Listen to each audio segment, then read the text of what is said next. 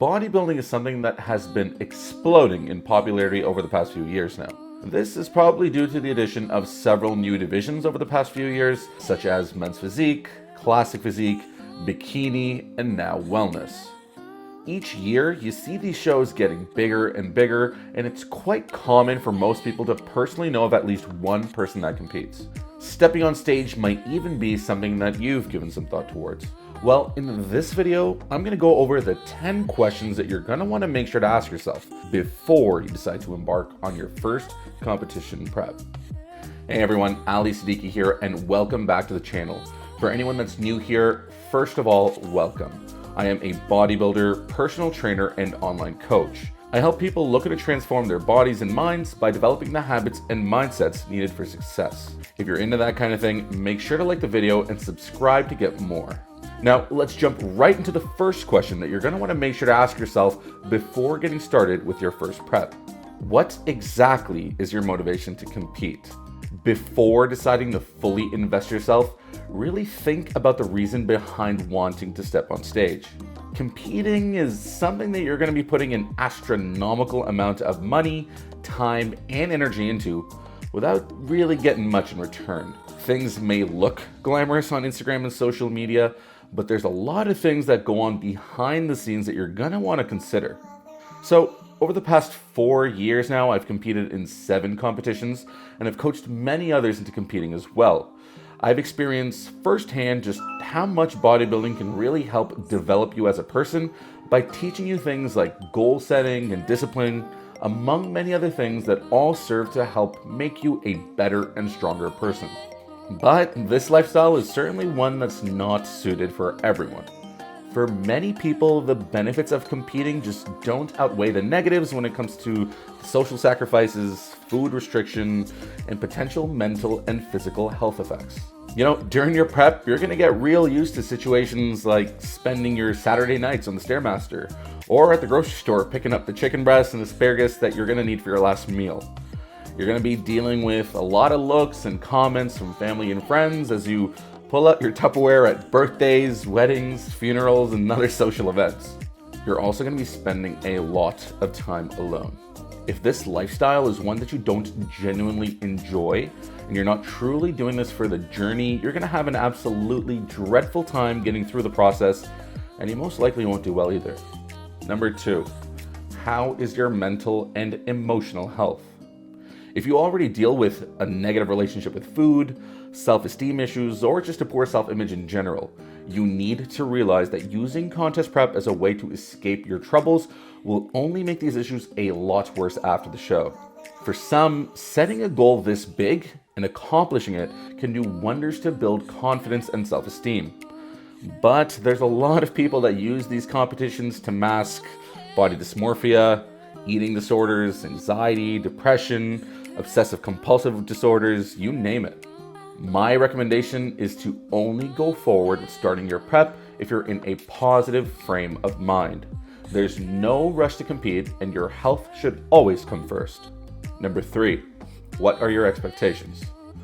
Bodybuilding is a very subjective sport. Judges all have different opinions as to what looks best, and genetics do play a big role in all this as well. Although winning should always be the goal, at the end of the day, you're not in control of what the judges like and who else decides to show up. The only thing that you can do is make sure that you're doing everything in your power to come in at your best.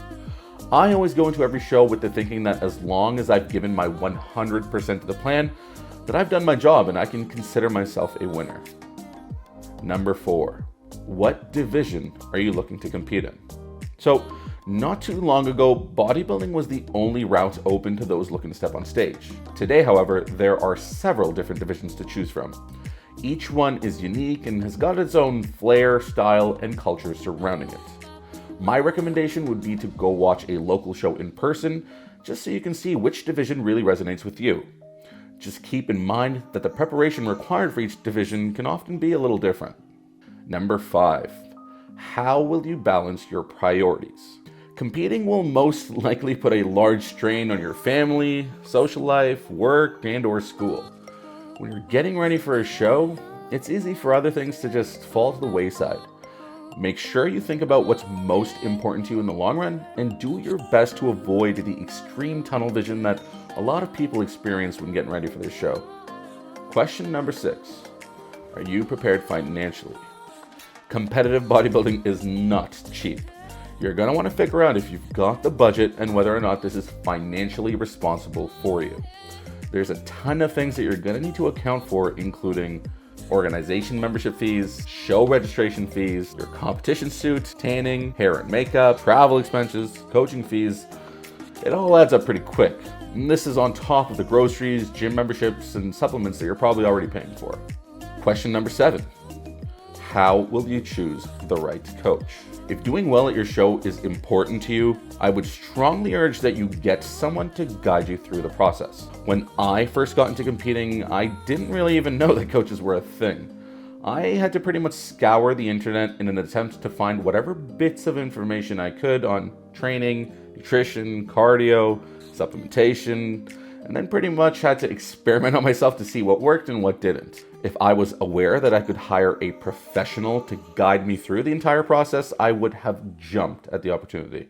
My recommendation to you is to research multiple coaches and get to know their different coaching styles. Some competitors find that they need more emotional support and attention, while others prefer to work independently, and different coaches cater to these different needs. It all comes down to finding someone that you mesh well with. Also, keep in mind that just because someone's a big name on social media, it doesn't necessarily mean that they're the right fit for you. I myself have got some pretty bad horror stories working with some big name coaches in the industry, and I'm sure many other competitors can relate to this as well. Question number 8, do you have a good support system? As individualistic as the sport may seem at times, there are going to be days where you're going to find it a challenge to push through without a proper support system to give you the tough love or motivation that you need. Make sure you keep the support system close with you throughout your prep. Fill it with good friends, family, and fellow competitors, pretty much anyone that you can count on to encourage you and help push you when you need it. Question number 9. Are you willing to take PEDs? You guys were probably wondering if I was going to talk about this, and yeah, I am. The reality is, PEDs are a part of this sport, just like many others. That's not to say that you can't compete naturally, however. You are able to compete in natural, tested shows. But if that's the route you're going to take, you might have to adjust your expectations as to what exactly you can achieve without them. That's just keeping it real with you. When it comes to competing in open, untested shows, you got to realize that almost every competitor in every division has used some kind of hormonal assistance, whether that be anabolics, SARMs, estrogen modulators, peptides, fat burners, and or diuretics. Do your own research into what it's going to take to get to whatever your particular goal is. Think long and hard about just where you want to take this and what you're willing to do in order to be competitive. And finally, question number 10. Are you prepared for post-competition? You've probably heard it a million times now, but post-contest can be a rough time for some. You tend to get a lot better after going through it a few times, but the first one can often be a complete shit show. I think I gained something like 30 pounds the week after my first show, and I can still remember just feeling and looking like absolute crap, and I really wish I had known what was going to happen if I didn't have a proper plan in place. And so there you go, my 10 things to consider before deciding to compete in a physique competition. I really hope that you guys enjoy this. Make sure to hit the subscribe button if you did. Maybe share it with a friend that you think will find this useful. Now, question of the day. Is competing something that you aspire to do one day?